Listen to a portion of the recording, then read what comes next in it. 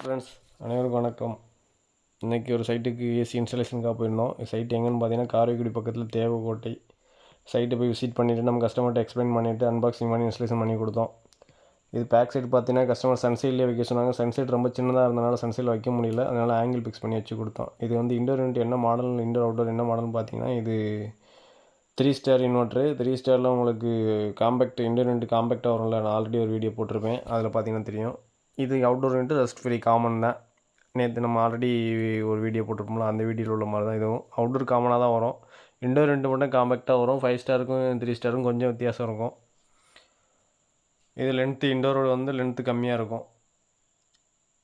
அதே போல் அன்பாக்சிங் பண்ணையில் அந்த டேப் எல்லாம் கிளியராக இருக்காங்க செக் பண்ணிக்கோங்க. இதில் உங்களுக்கு 3 மீட்டர் காப்பர் கிட்டு இதிலே வந்துடும், ஒயரிங் வந்துடும். அதில் பேக் சைடு பார்த்தீங்கன்னா உங்களுக்கு காயில் சேஃப்டிக்காண்டி ஒரு காட்டன் சீட் கொடுத்துருப்பாங்க. அதை கம்பல்சரி ரிமூவ் பண்ணிடுங்க. சப்போஸ் ரிமூவ் பண்ணாமல் விட்டீங்க அப்படின்னா, மறந்துட்டீங்க அப்படின்னா ஃபியூச்சரில் எரர் வரும். உங்களுக்கு 2.5 ஃபில்டர் பார்த்தீங்கன்னா இதிலே வந்துடும். இதில் எங்கே வரும் பார்த்தீங்கன்னா, இந்த சீட் இருக்குது பார்த்தீங்கன்னா டெம்ப்ளேட்லேயே டேப் அடித்து வந்துடும். அதே போல் அதை இன்ஸ்டாலேஷன் பண்ணும்போதே 2.5 ஃபில்டர் ஃபிக்ஸ் பண்ணிடுங்க. சில கஸ்டமர் சைட்டில் நம்ம கொடுத்துட்டு வரும்போது அதை மிஸ் பண்ணிடுறாங்க. நம்ம சர்வீஸ் போகும்போதே அதை நிறையா டைம் பார்த்துட்ருக்கோம். நம்ம ஃபில்டருக்கு ஃபிக்ஸ் பண்ணியே நம்ம ஃபில்ட்ரு அதை இன்ஸ்டால் பண்ணும்போதே ஃபிக்ஸ் பண்ணுறது பெஸ்ட்டு. அதே போல் இதில் 3 கோர் ஒயர் வராது, இன்டோர் கனெக்ஷன் ஒயர் வராது, 4 கோர் ஒயர் மட்டும்தான் வரும். 3 கோர் ஒயர் நம்ம கஸ்டமர்கிட்ட சொல்லிவிட்டு நம்ம பர்ச்சேஸ் பண்ணி போடுற மாதிரி இருக்கும். 2.5 இதில் 3 கோர் நம்ம ஃபஸ்ட்டு ஒயரிங்க, அடுத்து 4 கோர் ஒயர் செகண்ட் ஒயரிங்காக வரும். அதே போல் நம்ம ஒயரிங் கொடுக்குறது கொஞ்சம் கிரிப்பு நல்லா இருக்க மாதிரி பார்த்து கொடுங்க, லூஸ் கான்டெக்ட் இல்லாமல். இதில் பேக்கிங்கில் உங்களுக்கு இது கூட வர்றது மேனுவல் வந்துடும். மேனுவல் கூட உங்களுக்கு இண்டோர் டெம்ப்ளேட் ஸ்க்ரூ வந்துடும். அப்புறம் டேக் கொடுத்துருவாங்க.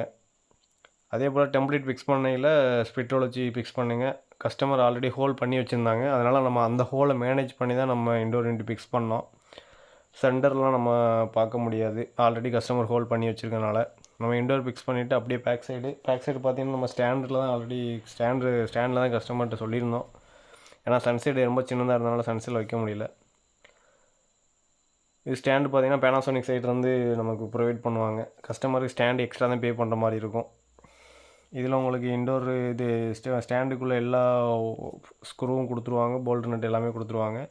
ஆங்கர் ஃபாஸ்னர் தான் அதிலே கொடுத்துருவாங்க. காப்பர் பைப்பு மேக்ஸிமம் நம்ம நிறையா கஸ்டமருக்கு காட்டன் டேப் தான் யூஸ் பண்ணியிருப்போம். இப்போ இங்கே உள்ள கஸ்டமர் எல்லாருமே பார்த்திங்கன்னா உங்களுக்கு ஒயிட் டேப் தான் நம்ம அதிகமாக யூஸ் பண்ணுறோம். ஏன்னா கஸ்டமர் காஸ்ட் வைஸு கம்மியாக இருக்கிறதுக்காண்டி ஒயிட் டேப்பு ஃபிக்ஸ் பண்ண சொல்கிறாங்க. ஒயிட் டேப்பு பார்த்தீங்கன்னா உங்களுக்கு ஓரளவுக்கு லைஃப் வரும். ஸ்டாண்டு மெயினாக நம்ம ஸ்டாண்டு ஃபிக்ஸ் பண்ணுற leg to leg size measure பண்ணிக்கோங்க. சப்போஸ் நீங்கள் மெஷர் பண்ணாமல் ஸ்டாண்டு ஃபிக்ஸ் பண்ணிங்கன்னா அவுட்டோர் செட் ஆகாது. அப்புறம் யூனிட்டு ரீஃபிக்ஸிங் பண்ணுற மாதிரி ஆயிரும். மேக்ஸிமம் 1.5 டன் யூனிட் எல்லாமே ஒரே சைஸ் தான் வரும். 1 டன் எல்லாமே ஒரு சைஸ் தான் வரும். ஆன்லைன் ஷோரூமுக்கு மட்டும் வித்தியாசம் மாறும், ஒவ்வொரு மாடலுக்கு ஏற்ற மாதிரி மாறும். ஃப்ளாரிங், அதாவது பைப்லைன் செக் பண்ணுறதுக்கு, பைப்லைன் நம்ம கனெக்ட் பண்ணுறதுக்கு முன்னாடி ஃப்ளாரிங் செக் பண்ணிங்க. ஃப்ளாரிங் அவங்க கம்பெனி சைட்லேருந்து ஃப்ளாரிங் பண்ணி தான் வரும். அது ஃப்ளாரிங் சரியில்லை அப்படின்னா நம்மளே ஃப்ளாரிங் பண்ணுறது நல்லது. ஏன்னா ஃபியூச்சரில் கேஸ் லீக்கேஜ் நம்ம அவாய்ட் பண்ணிக்கலாம். ஃப்ளாரிங் சரியாக இல்லை அப்படிங்கும்போது உங்களுக்கு அது கேஸ் லீக்கேஜ் வந்துடும். ஃப்ளாரிங் பண்ணிவிட்டு நம்ம பைப்லைன் கனெக்ட் பண்ணுறது பெஸ்ட்டு. அதேபோல் ஃபைல் போட்டு நம்ம நீட்டாக எதுவும் ஸ்க்ராப் இல்லாத அளவுக்கு நம்ம பார்த்துக்கணும். இண்டோர் யூனிட் நம்ம செக் பண்ணி ஆன் பண்ணி காட்டிட்டோம்.